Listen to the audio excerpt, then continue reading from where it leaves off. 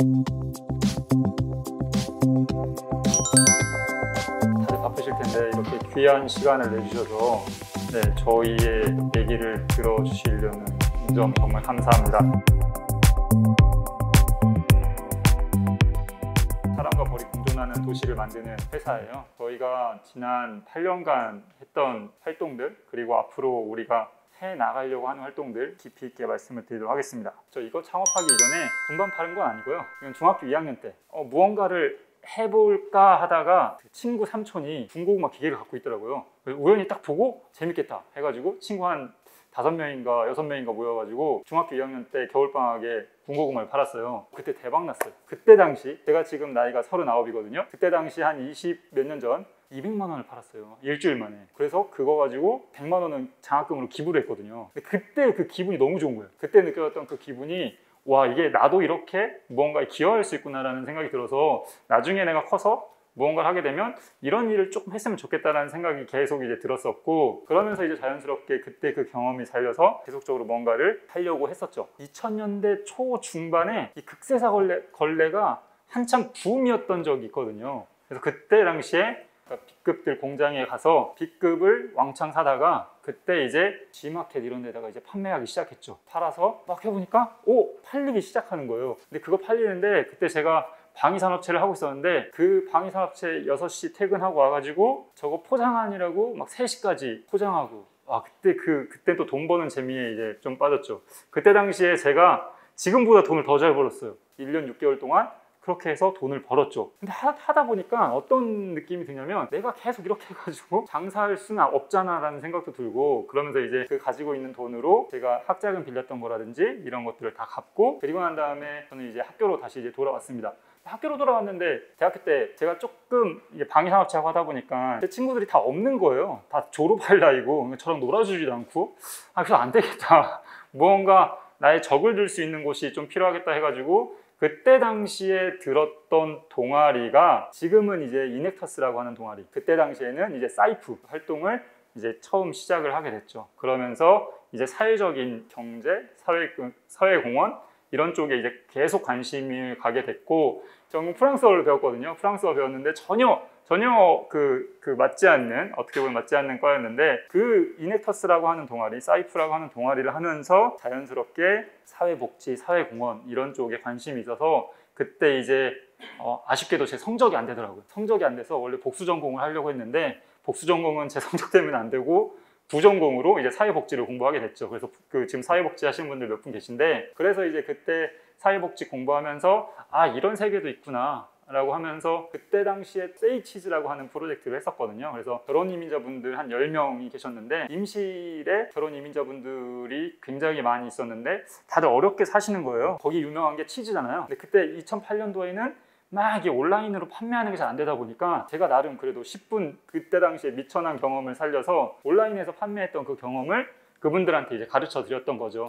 원래는 치즈를 팔아서 이제 더 하려고 했었는데 그것까지는 좀 어려움이 있어서 자기가 이제 일본에서 오셔가지고 일본에 있는 물건을 떼다가 팔 수 있게, 그렇게 이제 저희가 기회를 어떻게 보면 드린 그런 사례가 생기다 보니까 거기에서 오는 매력이 정말 좋더라고요. 그래서 꼭 내가 성공하지 않더라도 누군가에게 성공할 수 있는 기회를 준다고 하면 굉장히 의미 있는 일이 되겠다는 생각이 들어서 그때부터 이제 창업을 하려고 하는데, 집안의 반대와 여러 가지에 부딪혀서 공공기관에 이제 입사를 하게 되고, 그 공공기관에 입사하고 난 이후에 좀 이렇게 버티고 있다가 도저히 안 되겠다 싶어서 새로운 무언가를 해보자 라고 해서 만난 게 도시항봉이라고 보시면 될 것 같아요. 여기가 저희 도시항봉장 그 13층에 있는 도시항봉장 옥상이고 명동에 있는 옥상인데, 이런 곳이 저희가 많을 때는 한 40군데까지 있다가 그래서 지금은 한 18군데 정도로 지금 줄여놓은 상황이고, 왜 도시에서 양봉하냐라고 많은 질문들을 하세요. 19살 때 대학교 딱 올라오면서 지하철을 처음 타봤어요. 어디지? 약수에서 내렸어야 되는데 옥수에서 내리고 막 이러는데 도시라는 생활을 하면서 제가 대학교에 오면서 계속 느꼈던 건 뭐냐면, 답답하다, 뭔가 삭막하다, 이 도시를 내가 벗어나고 싶다, 나는 빨리 대학교 졸업하면 귀농귀촌을 해야지 이라는 생각을 했어요. 그래서 그때 당시에 한겨레에서 진행하는 청년 아카데미 이런 게 있었거든요. 그래서 거기 가가지고 실제 한 3박 4일 귀농귀촌 아카데미 듣고 거기 가서 뭐 농활 같은 그런 것도 해보고 하는데, 저 진짜 좋았는데 과연 내가 거기 가서 먹고 살 수 있을까? 그리고 이제 농작물의 가격이나 이런 것들을 다 아는데 그 가격들이 와 이건 도저히 살 수 없는 정도의 가격인 거예요. 그러니까 그거 아세요? 농민들이 자기들의 인건비는 농산물에 포함시키지 않아요. 계산해 보면 재료비, 뭐 어떤 들어가는 비용들 다 따지고 보면 막상 자기 인건비가 없더라고요. 그러니까 그런 걸 보면서 아 내가 귀농귀촌하면은 조금 어렵겠구나라는 생각도 많이 했었고, 그러면서 저의 꿈을 잠깐 접고 아 그냥 일단 도시에서 살아야 되겠다라는 생각을 하면서 이제 취업을 했던 거죠. 근데 취업을 하다 보니까 계속 답답함이 있었어요. 그 도시 안에서의 사는 거에 대한 답답함이 계속 있었고, 그 답답함을 어떻게든 풀어보려고 막 주말 농장도 해보고, 네, 그러다 보니까 너무 재미없는 거죠. 그러니까 재미없다가 뭔가 다른 걸 해볼까 하다가 제가 발견한 게 이 사진이었어요. 이 무슨 사진이냐면, 그러니까 어떻게 보면 사람이 인생의 터닝 포인트가 되는 굉장히 그런 지점들이 있잖아요. 저는 어떻게 보면 이 사진이었던 것 같아요. 이 사진을 딱 보고 여기 보시면 벌이 있을 때 우리가 선택할 수 있는 마트의 풍경이에요. 굉장히 풍성하죠. 네, 막 이것저것 다 있고. 하지만 벌이 사라지고 나서 마트의 풍경이 이렇게 바뀌더라고요. 네, 거의 뭐 한 3분의 1 가까이는 사라진 상황이 되는데, 이런 걸 보면서 제가 느낀 거, 무언가 벌에게 문제가 있구나라는 생각이 들면서 이제 찾아보기 시작했죠. 전 세계적으로 벌의 개체수가 2006년도 이후로 거의 40% 가까이가 급감했다고 하고 있고, 그리고 2010년 이후로 우리나라의 토종벌의 개체수가 거의 90% 가까이가 사라졌다라고 하는데, 이런 생각이 들었죠. 그러니까 눈에서 멀어지면 마음에서도 멀어진다라고 얘기하잖아요. 그럼 이 눈에서 멀어져서 사람들이 마음이 멀어진 건 아닐까라는 생각이 들면서, 그러면 우리 눈에서 좀 더 가깝게 해보자. 도시라는 공간에서 벌을 키우면서 사람들이 그에 대해서 알 수 있게 하면 조금 더 관심을 가지지 않을까라는 생각을 하면서 도시 양봉을 처음 시작했다라고 보시면 될 것 같아요. 그러면서 저희가 이제 했었던 거는 도시라는 공간에서 충분히 자연과 공존할 수 있다는 걸 우리는 보여주고 싶었고, 제가 좋아하는 책이 있는데 그 나무 수업이라고 하는 책이 있어요. 그 책의 딱 앞에 표지에 보면 뭐라고 써 있냐면, 당신이 이 책을 읽고 있는 곳이 어디든 예전에는 숲이었다. 네, 그게 도시가 됐든 어디가 됐든 그 얘기를 딱 보면서 아 맞아 그랬을 거야 라는 생각이 들고, 그럼 그 도시라는 공간도 사실 동물과 식물들이 존재하는 공간에 사람이 인위적으로 들어와서 다 빼앗은 영역인 거잖아요. 아 근데도 불구하고 나이가 들면 사람들이 자연을 또 찾아요. 되게 아이러니하게.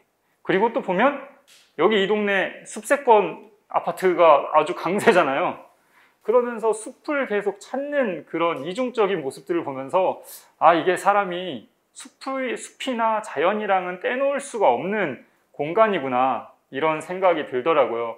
그래서 도시라는 공간에서 자연을 좀 더 자연과 공존할 수 있는 방법을 찾아보자 라고 해서 도시 양봉을 선택했다라고 보시면 될 것 같습니다. 도시에서 양봉장 한 군데가 생기게 되면 벌들의 활동 반경이 대략 한 2km 정도 돼요. 그럼 2km를 왔다 갔다 하면서 꽃의 발화율이 한 20% 정도 증가하거든요.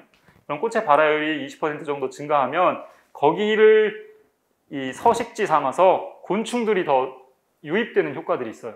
그러면서 자연스럽게 이 곤충들 먹으려고 소형 새들도 유입이 되는 거고요. 그러면서 도시 생태계가 조금씩 나아지는 효과들이 있다라고 보시면 될 것 같습니다. 이게 이제 도시 양봉이 가지고 있는 그 도시 생태계에 주는 선순환적인 구조라고 보시면 될 것 같고, 실제 어반비즈 서울에 일반적으로 양봉하는 분들과 큰 차이를 보이긴 해요. 어떤 차이를 보이냐? 일단 사업의 목적성이 다르다 보니까 그 도시 양봉을 할 때의 흐름도도 달라요. 그래서 저희 같은 경우는 도시의 벌을 구조하는 것부터 먼저 시작을 한다고 보시면 될 것 같아요. B119 사업단을 꿀벌 구조대를 만들려고 저희가 조사해 보니까 2017년 자료로 소방관들이 전국적으로 출동하는 건수가 5만 건 정도 돼요. 근데 그 중에서 벌집 제거를 하려고 출동하는 건수만 15만 건이 돼요. 굉장히 많은 거죠. 그 중에 꿀벌은 약 10,000건이 되더라고요. 그러면 바꿔 얘기하면 그 만건을 저희가 다 구조해 오잖아요. 저희는 2억을 버는 거예요. 이들에게는 네, 별 볼 일 없는 거지만 저희 입장에서는 돈이 되는 그런 거라서 저희가 이제 구조를 해오기 시작하는 거죠. 그런 식으로 이제 구조된 벌들을 도시 양봉장에서 키운다라고 보시면 될 것 같아요. 그래서 도시 양봉장에서 키우는 건 비긴 어게인이라고 BEEGI에 네, 벌로 다시 시작하는 삶을 꿈꾸는 분들, 네, 그런 분들, 약간 이런 네, 도시 양봉장을 관리 운영하는 분들을 사회 소외계층 분들이 현재 8명 있어요. 이제 그분들이 관리 운영하시고 저희는 이분들을 키우는 거예요. 그래서 이분들이 이 도시 양봉장을 관리하시면 여기서 이제 꿀이 생산되잖아요. 그럼 그 꿀을 저희가 전량 이쪽에서 수매하고 유통하고 판매하고 그리고 저희는 상품 개발하고 홍보하고 이런 일들을 하고 있다고 보시면 될 것 같아요. 그리고 거기에서 남은 비용의 일부를 꿀벌 정원이나 꿀벌 숲을 조성하는 일들을 한다라고 보시면 될 것 같습니다. 이게 저희가 도시에서 양봉하는 흐름이라고 보시면 될 것 같고 하나하나씩 좀 더 말씀을 드릴게요. 아까 말씀드린 대로 B119 꿀벌 구조대는 한 15만 건 정도가 원래 전국적으로 나타나고 있는데 서울만 하더라도 한 10,000건 정도 돼요. 서울 10,000건 정도 되고 성동구가 저희가 보니까 성동구가 한 400건 정도 되더라고요. 근데 이제 저희가 다 출동할 수는 없고 저희는 이제 예방하는 차원으로 계속 이제 출동한다고 보시면 될 것 같고 이게 지금 예방하는 모습이에요. 자, 그래서 그렇게 가져온 벌들을 이렇게 도시 양봉장에서 예쁘게 색칠한 벌통에다가 네, 벌을 키우는 거죠. 그리고 여기에 이제 벌을 키울 때 이름을 다 붙여줘요. 지금 여긴 이름이 없는데 아까 거기서 가져온 애는 뭐 마장이 뭐 이런 식으로 지난번에 한양대에서도 저희가 구조해 왔는데 걔는 뭐 한양이 뭐 이런 식으로 저희가 이름 붙여가지고 계속 이제 관리하고 얘들 추적한다라고 보시면 될 것 같고 그리고 여기에 이제 이런 벌들은 교육 체험용으로도 쓰이기도 합니다. 어린이 체험이라든지 이런 활동들로 쓰이게 되기도 하고요. 자, 비파마시는 아까 이제 어떤 거냐면 저희가 이제 하다 보니까 제품을 만들게 되잖아요. 제품을 만들게 되고 제품을 만들려고 하다 보니까 저희가 어떤 걸 만들까 계속 고민하다가 이제 꿀만으로는 승부 보기가 굉장히 쉽진 않는 시장이구나라는 생각이 들었어요. 그래서 건강한 당으로 몸을 채우세요. 약간 이런 네, 그래서 건강한 당신을 채우세요. 약간 이런 느낌인데 저희는 크게 이제 서울헌이라고 하는 거랑 말랑헌이라고 하는 이 두 가지 상품이 있어서 상도동, 성수동, 네, 광희동, 서소문동, 동네, 여의도동 이런 식으로 각 지역별로 난 꿀들을 리미티드 에디션 형식으로 이렇게 쭉 포장을 하고 그리고 난 다음에 골라 먹는 재미가 있게 사람들한테 그런 걸 하는 상품이라고 보시면 될 것 같고 꿀로만 승부 보기에는 너무 어려움이 있어서 그 다음으로 만든 게 이런 상품이라고 보시면 될 것 같아요. 이 말랑원이라고 하는 거는 꿀을 넣어 만든 젤리 타입의 꿀 스틱이에요. 드셔보시면 그냥 꿀 젤리예요. 꿀 젤리. 네, 그래서 그냥 한 번에 쭉쭉 먹을 수 있는 정도고 그리고 저희가 당 함량도 성인들이 하루에 먹어야 되는 당 함량이 대략 한 50g 이하거든요. 카페라떼 이런 거 하나 먹으면 거의 27g, 25g의 당이 들어있어요. 너무 많이 드시는 거예요. 그래서 그 정도 하나 딱 드시면 좋을 정도의 양. 그래서 한 7g 정도의 당류만 넣은 꿀이 한 30% 정도 들어간 그런 제품을 지금 만들었고 과연 어반비즈 서울이 지금까지 계속 활동을 해보니까 어반비즈 서울의 강점이 그러니까 컨텐츠더라고요. 자, 저희가 만든 채널 이름은 BBC예요. BBC. 근데 BBC가 저거 따라하면 안 되잖아요. 저 따라하면 안 되니까 저희의 이런 거죠. 이제 BBC. 네네, BBC. 벌을 본다. 뭐 이런 의미로 이런 채널들을 만들 거고 앞으로 이 채널의 주제는 아마 이런 게 될 거예요. 달콤한 뉴스 뭐 이런 거를 하고 당신의 오피스. 그러니까 저희가 여러분들 혹시나 여러분들도 신청할 수 있어요. 저희가 지금 어떤 거 준비하고 있냐면 당 떨어진 시간 있잖아요. 우리가 보통 한 3시, 4시 당 떨어지는 시간 있잖아요. 그 시간에 저희한테 신청을 해주시면 무작위로 저희가 뽑아서 그 회사에 저희가 찾아가는 거죠. 저희 거 꿀과 말랑원이 들고 그리고 여러분들에게 뭐 약간 꿀벌 관련한 퀴즈를 뭐 내서 맞추거나 그러면 저희가 드리고 뭐 오는 그런 거를 지금 준비하고 있어요. 저희가 호텔이랑 항상 하고 싶었던 것 중에 하나예요.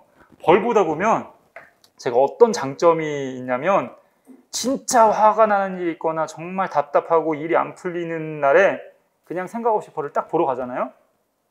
그 벌이 날아다니는 소리를 들으면 되게 힐링이 되는 기분을 느껴요. 근데 이게 저만 그런 줄 알았어요. 저희 직원들한테도 물어봤더니 그렇대요. 그래서 저희도 찾아봤죠. 외국에도 혹시 이런 비슷한 게 있나? 외국에도 있더라고요. 외국에도 벌로 심리 치료를 하거나 벌을 데려다 명상을 하거나, 그러니까 벌 소리가 막 들리는 그 상황 속에서 명상을 하거나 이런 게 있더라고요. 그래서 아, 그런 것도 있구나 라고 해서 그런 식의 것들로 저희가 이제 주제를 삼아서 앞으로 이 BBC의 채널들을 채워 나가려고 해요. 제가 드릴 이야기는 사실 여기까지였어요. 사람과 벌이 공존하는 도시를 만듭니다.